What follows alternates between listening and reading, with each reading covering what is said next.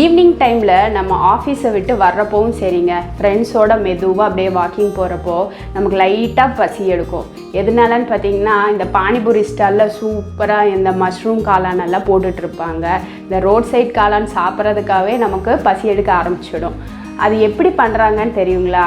நம்ம செய்து பார்க்கலாம் வாங்க. சூப்பராகவும் டேஸ்டியாகவும் ரோட் சைட் டேஸ்ட்டோடவும் எப்படி பண்ணுறதுன்னு பார்க்கலாம். Welcome to our channel my first view.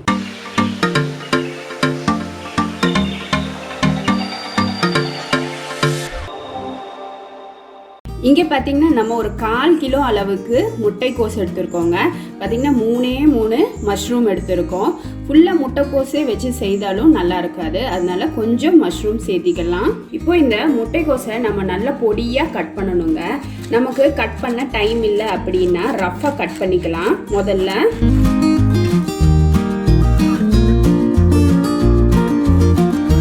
இது போல் 4 கட் பண்ணிடலாம் ஒரு தடவை. இப்போ இது போல் ஒரு மிக்சர் ஜார் எடுத்துக்கலாம். அதில் இந்த கட் பண்ண முட்டைக்கோஸை சேர்த்திடலாங்க. ஓவராக டம்ப் பண்ண வேணாம், கொஞ்சமாக சேர்த்திக்கிட்டா போதும். இப்போ இதை லைட்டாக பல்ஸ் மோடில் வச்சு ஒரு 2 தடவை எடுத்துக்கலாம். பாருங்க எந்த அளவுக்கு பொடியாக இருக்குன்னு.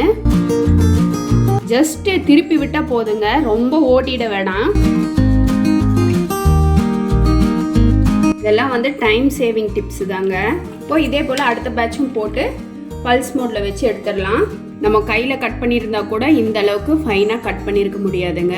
ஆனால் காளானை கட் பண்ணி தாங்க ஆகணும். இதை நல்லா பொடியாக கட் பண்ணி எடுத்துக்கலாம்.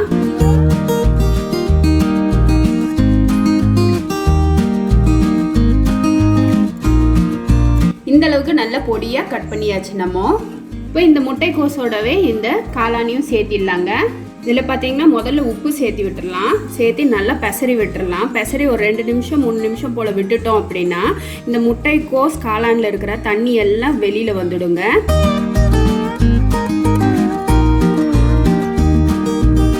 நல்லா பெசரி விட்டுட்டு ஒரு 2-3 நிமிஷம் போல் அப்படியே விட்டுடலாம். இப்போ பார்த்தீங்கன்னா ஒரு 5 நிமிஷம் ஆயிடுச்சு. எந்த அளவுக்கு தண்ணியெல்லாம் வெளியில் வந்திருக்குன்னு பாருங்கள். இங்கே பாருங்கள், நம்ம இதில் தண்ணியே சேர்க்கலை, ஆனால் தண்ணியெல்லாம் வெளியில் வந்துடுச்சு. இப்போ இதில் 1 கப் அளவுக்கு மைதா மாவு சேர்த்திடலாங்க. அடுத்ததாக 2 டேபிள் ஸ்பூன் அளவுக்கு அரிசி மாவு, கூடவே ஒரு 2 டேபிள் ஸ்பூன் அளவுக்கு கார்ன்ஃப்ளவர் மாவு சேர்த்திடலாம். 2 டீஸ்பூன் அளவுக்கு நான் இங்கே வரமிளகாய் தூள் சேர்க்குறேன். உங்கள் மிளகாவோட காரத்துக்கு ஏற்றாற்போல் சேர்த்திக்கோங்க.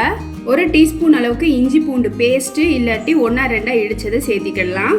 அடுத்ததும் ஃப்ளேவரும் டேஸ்ட்டுக்காக பச்சை மிளகாவை 1-2 இடித்து சேர்த்திருக்கோம். இதுவும் பார்த்தீங்கன்னா 1 டீஸ்பூன் அளவுக்கு தான் சேர்க்குறோம்.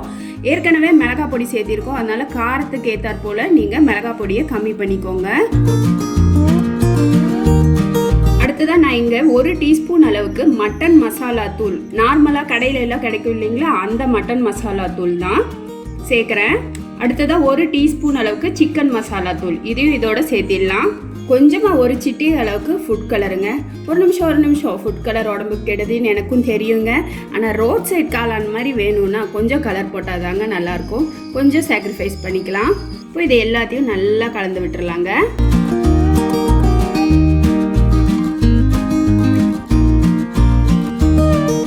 நம்ம முதல்லையே முட்டைக்கோஸில் உப்பு சேர்த்ததால அதுலேயே இருந்து தண்ணி வந்திருக்கும். அதனால நமக்கு அதிகமாக தண்ணி தேவைப்படாது. அப்படி தேவைப்பட்டுச்சுன்னா லைட்டாக தெளிச்சுக்கிட்டா போதும். எதுக்காக இது போல் செய்கிறோன்னா, இது பார்த்திங்கன்னா ரொம்ப நேரம் ஆனாலும் கொஞ்சம் கிறிஸ்பியாகவே இருக்குங்க. நம்ம இது தண்ணி தெளித்து போண்டா மாதிரி போட்டுட்டோம் அப்படின்னா கொஞ்சம் டைம் ஆச்சுன்னா சொதன்னு ஆன மாதிரி இருக்கும். அதனால தான் நம்ம முட்டைக்கோஸ்லேயே முதல்ல உப்பு சேர்த்து அந்த தண்ணியிலே பெசரி விட்டுட்ருக்கோம். இப்போ நம்ம இதில் தண்ணி எதுவுமே சேர்க்கலை, நோட் பண்ணுங்கள். இது பார்த்திங்கன்னா எந்த பதத்துக்கு வந்திருக்குன்னா வெங்காய பக்கோடா மாவு பதத்துக்கு வந்திருக்கு. இங்கே நம்ம ஒரு கடாயில் எண்ணெய் ஊற்றி நல்லா சூடாயிடுச்சுங்க. இப்போ இதில் நம்ம பெசரி வச்சிருக்க இந்த முட்டைக்கோஸ் காளான் சேர்த்திடலாம். நான் இங்கே ரவுண்டாக போட போகிறது இல்லைங்க, வெங்காய பக்கோடா போடுவோம் இல்லைங்களா, அது போல் உதுத்து விட்டு தான் போட போகிறேன்.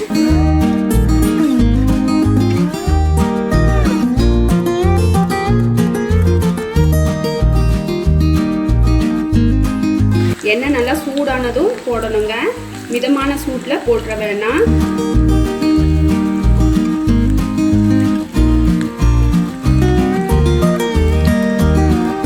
மிதமான சூட்டில் போடும்போது என்ன ஆகும்னா எண்ணெயை குடிச்சிடும். ஏன்னா இது ரெண்டுமே நீர் காய் தான். நமக்கு முட்டைக்கோஸ்லேயும் தண்ணி ஜாஸ்தியாக இருக்கும், அதே போல் மஷ்ரூம்லேயும் தண்ணி ஜாஸ்தியாக இருக்கும்.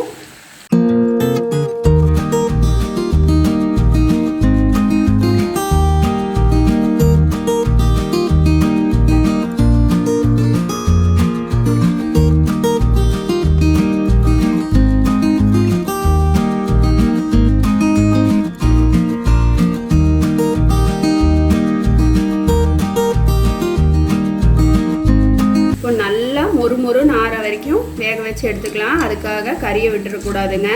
பொதுவாக ரோட் சைட் காளான்னா அதில் வெறும் முட்டைக்கோஸ் மட்டும்தாங்க சேர்ப்பாங்க, அதில் மஷ்ரூம் சேர்க்க மாட்டாங்க. ரோட் சைட் காளானுங்கிறதுக்காக நம்ம வீட்டில் செய்கிறது வந்து ரோட் சைடு ஆகாது. நம்ம கொஞ்சம் ஹெல்த்தியாகவும் செய்யணும், டேஸ்ட்டாகவும் செய்யணும். அதுக்காக தான் நம்ம கொஞ்சமாக மஷ்ரூம் சேர்த்துக்கிட்டோம். இது வெறும் மஷ்ரூமில் கூட செய்யலாங்க, ரொம்ப சூப்பராக இருக்கும். இப்போ இது ரெடி ஆகிடுச்சு. பாருங்கள் எந்த அளவுக்கு கிறிஸ்பியாக இருக்குது, மொறுமொறுன்னு இருக்குது பாருங்கள். இந்த மொறுமொறுப்பு பார்த்திங்கன்னா ரொம்ப நேரம் மெயின்டைன் ஆகும். இது பார்த்திங்கன்னா வெறுமனே கூட சாப்பிட்றலாங்க, நல்ல மொறுமொறுன்னு டேஸ்ட்டாக இருக்கும். இப்போ இதே போல் அடுத்த பேட்சும் போட்டு பொரிச்சு எடுத்துடலாங்க. இப்போ நம்ம எல்லாத்தையுமே பொரிச்சு எடுத்தாச்சுங்க. இப்போ இதை கொஞ்சமாக கிள்ளி விட்டுக்கலாம். ரொம்பவும் பொடி பண்ண வேணாம், லைட்டாக கிள்ளி விட்டுக்கலாம்.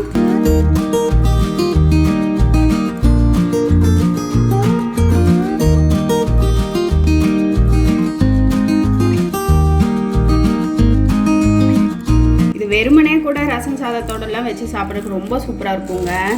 ரொம்ப பொடி பொடி ஆக்க வேணாங்க, ஒரு 1-2 கிள்ளி விட்டால் போதும். இதுக்கு பார்த்தீங்கன்னா அயரன் கடாய் இருந்ததுன்னா ரொம்ப நல்லாயிருக்கும். அந்த ஹீட் மெயின்டைன் பண்ணுறதுக்காக தான். இல்லை நார்மல் கடாய் இருந்தாலும் அதுலேயும் செய்துக்கலாங்க. நான் முதல்ல இங்கே ஒரு கடாய் வச்சுருக்கேன், ஸ்டவ் ஆன் பண்ணலை. நான் இங்கே ஒரு கப் அளவுக்கு தண்ணி சேர்க்குறேங்க. ஒரு 1/4 டீஸ்பூன் அளவுக்கு இடித்த இந்த பச்சை மிளகாவை சேர்த்திடலாம் தண்ணியில். அதே போல் ஒரு 1/4 டீஸ்பூன் அளவுக்கு வரமிளகாத்தூள், ஒரு 1/2 டீஸ்பூன் அளவுக்கு சிக்கன் மசாலா தூளும் மட்டன் மசாலா தூளும் சேர்த்திடலாம். அடுத்ததாக ஒரு 1/2 டீஸ்பூன் அளவுக்கு இஞ்சி பூண்டு பேஸ்ட்டையும் சேர்த்திடலாங்க. இதோட ஒரு டீஸ்பூன் அளவுக்கு கார்ன்ஃப்ளவரையும் சேர்த்திடலாம். அடுத்ததாக கொஞ்சமாக ஒரு சிட்டிகை அளவுக்கு மட்டும் உப்பு சேர்த்திக்கலாம். நீங்கள் அதை ஸ்கிப் பண்ணுறதா இருந்தால் பண்ணிக்கலாங்க. இப்போ இது எல்லாத்தையும் நல்லா கலந்து விட்டுடலாம்.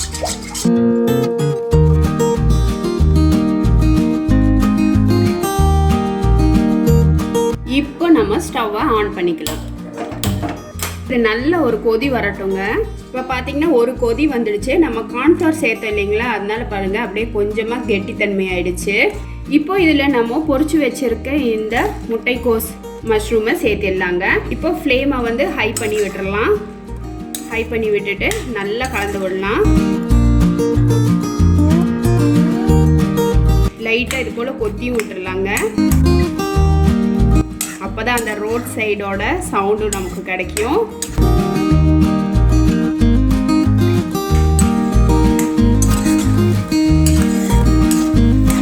போல் நல்லா கலந்து விட்டுடலாங்க. நம்ம எண்ணெய் எதுவும் சேர்க்கலை, அந்த நம்ம கார்ன்ஃப்ளவர் தண்ணியில் எதுவும் சேர்க்கலை. ஏன்னு பார்த்திங்கன்னா நம்ம பொரிச்சதுலேயே நிறைய எண்ணெய் இருக்கும் இல்லைங்களா, அந்த எண்ணெயே இதுக்கு கரெக்டாக இருக்கும்.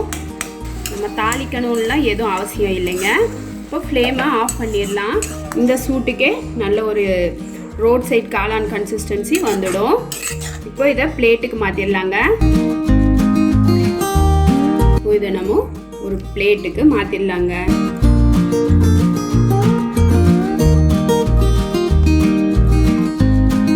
மேலால் கொஞ்சமாக பொடியாக கட் பண்ண வெங்காயம், அதே போல் மல்லித்தலை.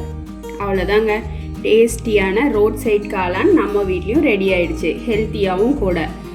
உங்களுக்கு இந்த ரெசிபி பிடிச்சிருந்தா லைக் பண்ணுங்கள், ஷேர் பண்ணுங்கள். மறக்காமல் மை ஃபர்ஸ்ட் வியூக்கு சப்ஸ்கிரைப் பண்ணுங்கள் ஃப்ரெண்ட்ஸ். பெல் ஐக்கானோட ஆளுங்கிற ஆப்ஷனையும் கிளிக் பண்ண மறந்துடாதீங்க.